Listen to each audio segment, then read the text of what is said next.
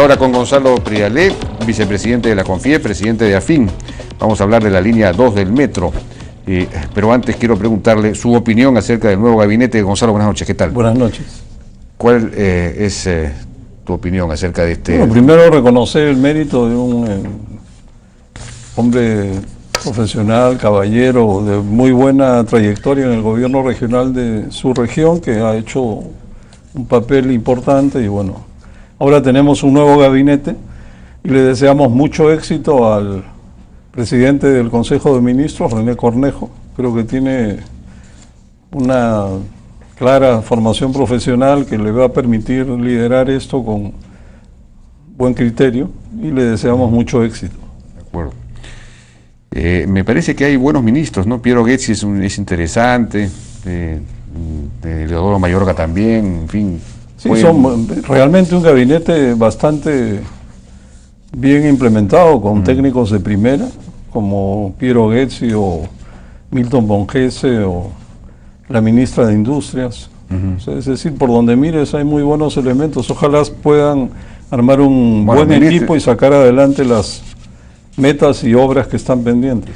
Bueno, el tema de la línea 2 del metro, que es una discusión fuerte que viene dándose en las últimas semanas, hay un, digamos, cuestionamiento al nivel tan alto en comparación con otros metros en el mundo, por kilómetro, ¿no es cierto? El costo por kilómetro es muy alto, 6.500 millones de dólares en total, y incluso ustedes mismos han planteado que se le permita a los postores, ¿no es cierto?, proponer alternativas de costos más baratas, de alternativas de diseño menos costosas.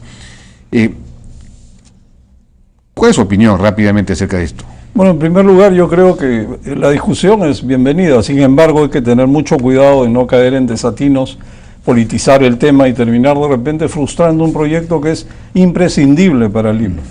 En el mundo, Lima es la ciudad 34 en población, 148 ciudades tienen metro, de manera que hay 114 ciudades menos pobladas que Lima en el mundo que tienen su metro. Aquí debimos hacerlo hace 50 años. La mayor parte de estas grandes ciudades comenzaron a construir su metro cuando tenían 2 millones de habitantes, eso fue en 1960 en nuestro caso. Y luego la red de metros crece con la ciudad. Aquí no lo hemos hecho, así que tenemos que ponernos al día. Estamos hablando de una red de 6 líneas de metro con 130 kilómetros que es imprescindible. Pero por eso mismo... Pero esta es una obra que es costosa y hay que tener mucho tino al momento de formular los proyectos. Por esto, si esta línea costara lo que se previó inicialmente, un poquito más, digamos 4.000 millones de dólares, podríamos destinar con 2.500 millones al inicio de la línea 4 que se necesita para los Panamericanos del año 2019. Si podríamos avanzar 2 líneas en lugar de una, ¿no? Es decir, hay un problema con estos costos, es decir, ¿no advierten ustedes ese problema? Sí, claro, hay una gama de elementos que compuestos dan un costo elevado. Probablemente hubiera sido buena idea que al momento de contratar a quien hizo el estudio, se le hubiera encargado hacer un estudio con un tope de precio, pero si no le ponen tope de precio, ha formulado un proyecto que de repente pues no es el mejor para una ciudad como Lima. Por ejemplo, comparando costos, tenemos un rango muy amplio. Para empezar, los metros pueden ser subterráneos o elevados, y los costos son distintos, así que no se puede comparar un tren que es subterráneo con uno que es elevado. Comparando solamente trenes totalmente subterráneos, la gama es enorme. Por ejemplo, fase 1 en la Segunda Avenida en Nueva York, y estoy hablando solo de proyectos en construcción, porque si fueran proyectos terminados, por ejemplo, hace 10 años, hace 8 años, eso no es un buen comparador, porque conforme pasan los años los costos varían enormemente. Pero hablemos de metros subterráneos, 100% subterráneos en construcción o contratados.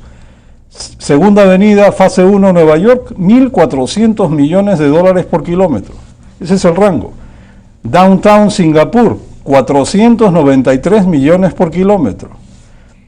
La línea 4 en Budapest, 527 millones por kilómetro. Esos son los caros.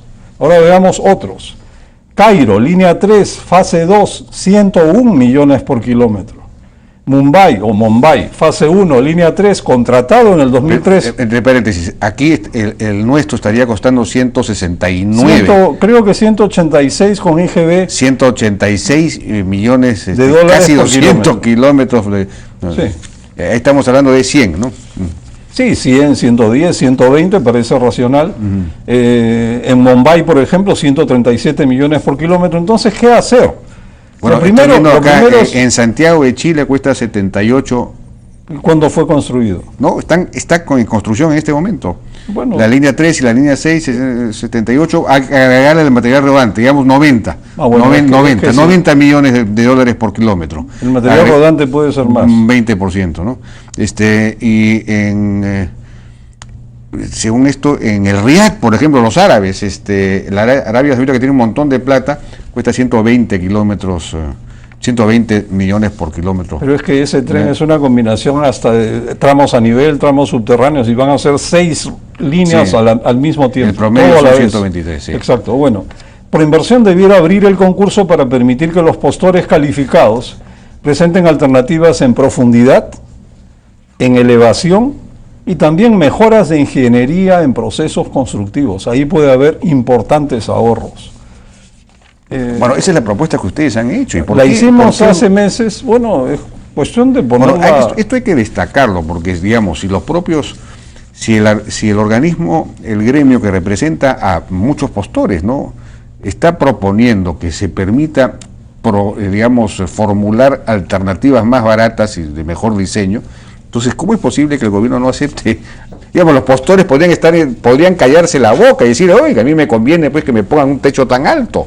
Pero están responsablemente diciendo, oiga, por favor, permítanos presentar alternativas de diseño más, menos onerosas, ¿no? Más que presentar las alternativas, es abrir el concurso para que los postores calificados presenten sus opciones. Para eso tienen todo el conocimiento del mundo. Claro. Entonces, por ejemplo, un túnel subterráneo es mucho más costoso que un tren elevado. Y por otro lado, si tú entierras el túnel con una tuneladora que va, como en el caso del diseño en Lima Callao, a 20 o 25 metros de profundidad, el costo es todavía mayor que si lo haces en trinchera cubierta. Trinchera cubierta consiste en excavar desde la superficie, 6 o 7 metros bajo tierra, armar una caja, poner elementos prefabricados en las paredes, sostener un techo, volver a techar y dedicarse a trabajar dentro de ese túnel que se ha construido en trinchera, que se cubre, y después se sigue usando la superficie. Eso es lo más sencillo. Esto cuesta menos. Ahora, hay zonas del trazo de estos 35 kilómetros donde es inevitable hacerlo subterráneo y a buena profundidad. Por ejemplo, en zonas del centro de Lima, no hay otra, porque las calles son angostas, no habría por dónde hacer. Imagínense una estación cada 800 metros y el ancho de la excavación es 30 metros. Y luego la ruta de 600 o 700 metros entre estaciones es de 10 metros de ancho la zanja. O sea que hay sitios donde simplemente solo cabe la opción subterránea, y también para cruzar bajo el Paseo de la República, porque se supone que el Zanjón continúa después de la Plaza Grau. Así que si pasamos debajo de la Plaza Grau hay que bajar bien profundo, porque el Zanjón tiene que pasar por encima. Pero han cambiado el trazo que debía pasar cerca del Estadio Nacional. ¿Por qué lo cambiaron? Una cosa... Bueno, entonces, todo es absurdo. Un túnel subterráneo a 20 o más metros de profundidad cuesta más que una trinchera cubierta a 6 o 7 metros de profundidad. Además, imagínense, 37 estaciones de 170 metros de largo por 30 de ancho y 25 de profundidad. Su costo es mucho mayor que si tiene solo 6 metros de profundidad. Te ahorras escaleras, ascensores, ventilación, acabados. Es mucho más barato. Entonces, la sugerencia sería tratar de hacer una combinación de manera que, por ejemplo, 10 o 20% de la ruta sea subterránea, probablemente 20% de la ruta elevada en el Callao, donde es mejor hacerla elevada que subterránea porque se vuelve submarina. La napa freática en el Callao está muy elevada, Y el resto, o sea, 50 o 60%, debiera hacerse con trinchera cubierta. Ahora, pero, probablemente allí habría un ahorro de cerca de $1.000 millones, sí, pues, dependiendo de la mezcla que se haga. Y eso será pues cuestión que cada postor calificado presente sus opciones y su combinación de elevado, enterrado y trinchera cubierta. ¿Por qué no abrirlo? Han postergado un mes la presentación de las, digamos, de las ofertas. De repente es para eso, pero no lo han comunicado hasta ahora. Ojalá que fuera para eso. Ojalá que fuera para eso, porque también en el material rodante podrían hacerse importantes ahorros, es decir, en los trenes.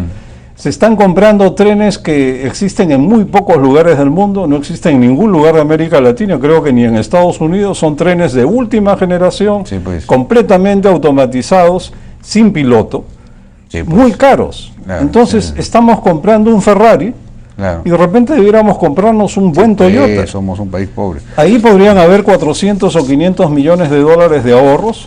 Y entonces estaríamos acercándonos hacia los 4.000, 4.200 millones de dólares de costo total, que en términos de dólares por kilómetro estamos pues entre 100, 120 millones de dólares por kilómetro, que es razonable. Pero eso sí, esta obra es indispensable, hay que hacerla.